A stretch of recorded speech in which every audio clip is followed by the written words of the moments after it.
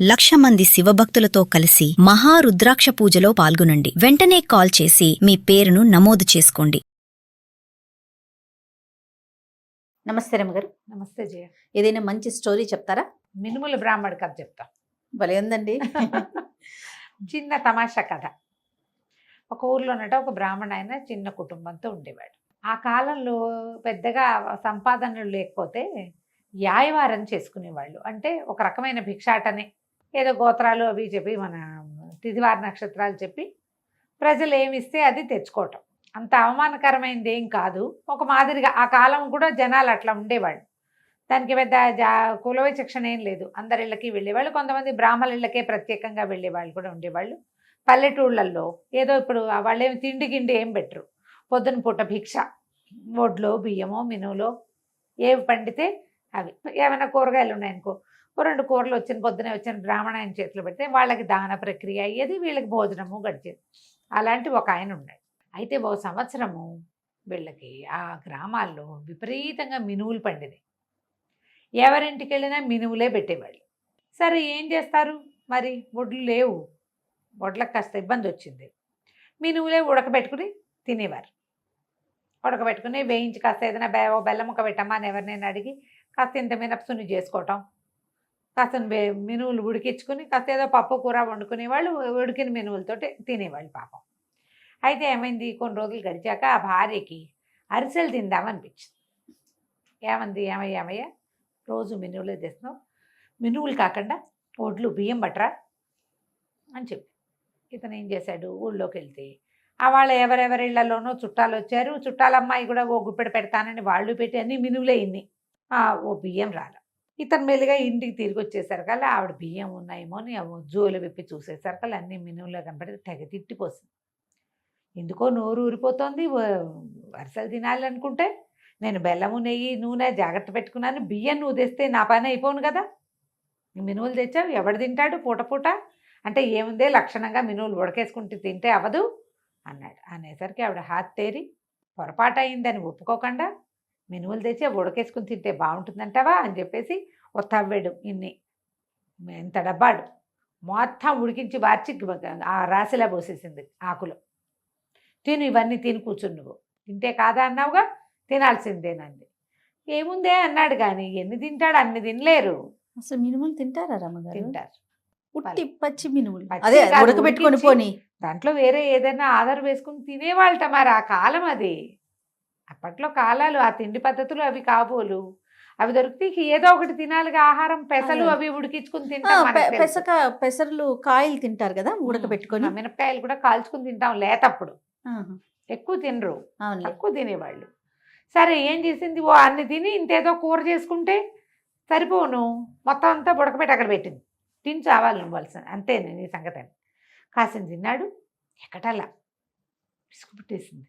మంచినీళ్ళు తాపే గొంతుకు అడ్డం పడుతోందే అన్నాడు. భార్య లేచెళ్ళంగానే ఇతను ఏం చేశాడు, చటుక్కున లేచిపోయాడు అక్కడి నుంచి. ఎదురుకుండా ఉంటే తిట్టిపోస్తుంది. అదేలే, ఆవిడకి అరిసెల మీద ఉంది, నూనె నెయ్యి బెల్లం సంపాదించుకుని పెట్టుకుంది. అవే కదా అరిసెలకు కావాలి. బియ్యం ఉంటే సరిపోయేది. ఓ సోలెడ్ బియ్యం వేస్తారంటే ఎవరు బియ్యం వేయలేదు.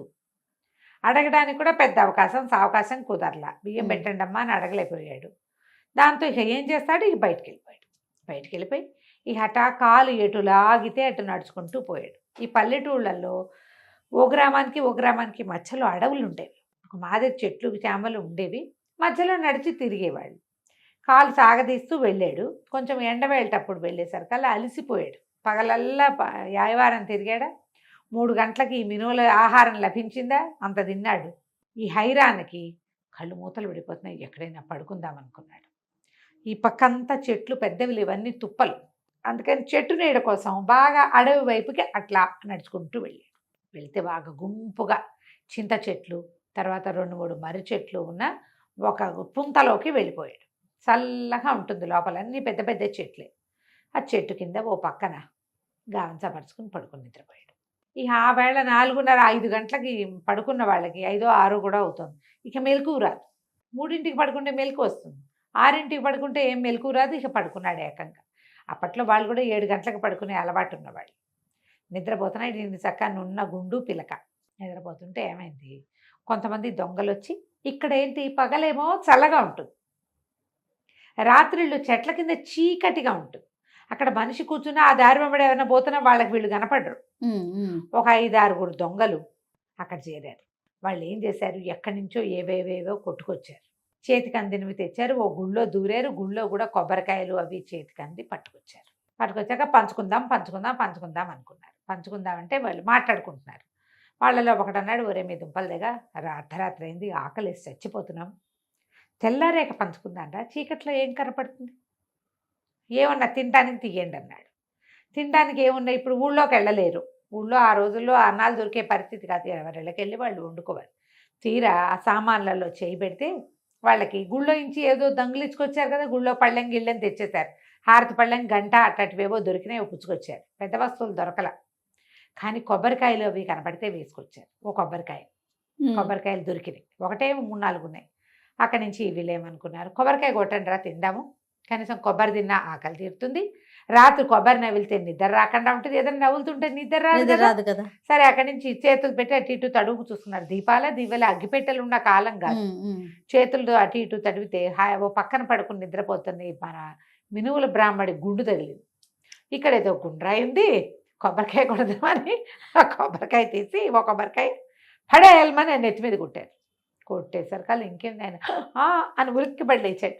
తింటాను వస్తున్నాను ఆగు అన్నాడు. ఆనంగానే ఆయన మినువులు తింటూ వచ్చేసాడు కదా. భార్యకి చెప్తున్నాడు. తింటమానేసి తిట్టిపోసింది ఆవిడ. తింటానే అన్నాడు. తింటాను అనేసరికి హడిలిపోయారు. అమ్మో ఆ రాయి గుండ్రాయి కాదురా, ఏ గంగానమో అయ్యి ఉంటుంది, వెర్రివెధవలాగా చెట్ల కింద పెట్టుకుంటారు గంగానమ్మని పెట్టి, గుండ్రాయిని పసుపు బొట్టు పెట్టి అక్కడ నైవేద్యం పెడతారు. ఎవడో కొండో మేకనో కోసాడు ఈవిడ దగ్గర, పిలిచేసరికి అలా పలికేసింది అమ్మ తల్లి, ఇంకేముంది ఇది వేప చెట్టో పాడో. వాడు ఈ లోపల ఒకడు వచ్చాడు, ఒరే వేపకాయలు ఉన్నాయి రా కింద, వేప చెట్టు రా, ఇది గంగానమ్మ అన్నాడు. హానంగానే పరుగో ఇహ మొత్తం సామాన్లు సంచులు గంగాళం తెచ్చినవన్నీ వదిలిపెట్టేసి అన్నీ వదిలేసి పరుగులు పెట్టారు. బ్రాహ్మడికి తలకాయ పగిలినంత పని. కొబ్బరికాయ కొడితే మామూలుగా ఉంటుందా, తలకాయ ఎదిరిపోయింది. కాసేపు అయ్యాక తెలిసింది ఎవరో తన్ని కొట్టారని. వాళ్ళంతా పరిగెత్తేస్తున్నారు. అక్కడి నుంచి ఏం చేశారు, సామాన్లు అట ఇట తడివితే బోల్డని సంచులు పిట్టలు కనపడ్డాయి. అన్ని దగ్గరికి లాక్కొని మళ్ళీ కూర్చున్నాడు. మంచి నిద్రపోయాడు కదా, 12:30 1 గంట దాకా. సాయంత్రం 5ంటికి 6ంటికి పడుకుని 1 గంట దాకా పడుకుంటే ఇక మెలకు ఏమొస్తుంది, అదే ఇంకా నిద్ర వస్తుంది, ఇక నిద్ర రాదు. ఇక మెలకుగా ఉండి కూర్చుని ఉన్నాడు ఆ చెట్టును అనుకుని. తెల్లవారుతూ ఉండగా అతను చూసుకున్నాడు, ఈ సంచుల్లో డబ్బులు నగలు ఏవో 2-3 చిన్న పెట్టెలు ఉన్నాయి, ఎవరి నుంచో తెచ్చేశారు వీళ్ళు. సరే అక్కడి నుంచి ఆ సంచులు ఆ పెట్టెలు మోసుకుంటూ ఇంటికి నడిచి వెళ్ళిపోయాడు.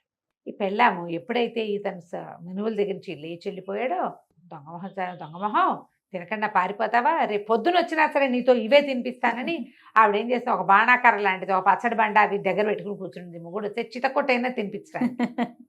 సరే పడుకుంది, మెల్లిగా రాత్రి అయిపోయిందిగా, పడుకుని నిద్రపోయింది గుమ్మాన్ దగ్గరే.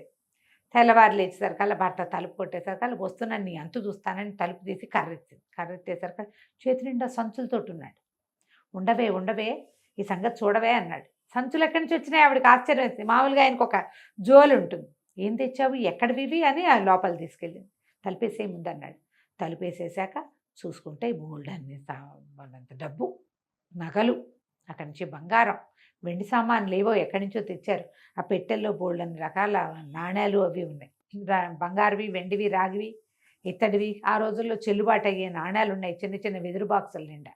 అక్కడి నుంచి పెళ్ళాన్ని చెప్పాడు, పొరపాటున కూడా నువ్వు నన్ను తిట్టినట్టు నేను రాత్రి బయటికి వెళ్ళిపోయి పొద్దునే వచ్చినట్టు బయటపడద్దు. ఆ గంగానమ్మ తల్లిని పారిపోయారు వాళ్ళు, గంగానమ్మే మనకు కరుణించి ఇచ్చింది. ఈ మినువులు రాకపోయింటే అసలు నేను బయటికి వెళ్ళేవాడిని కాదు, ఎవ్వరికీ చెప్పద్దు, గప్చిప్పుగా ఉండని.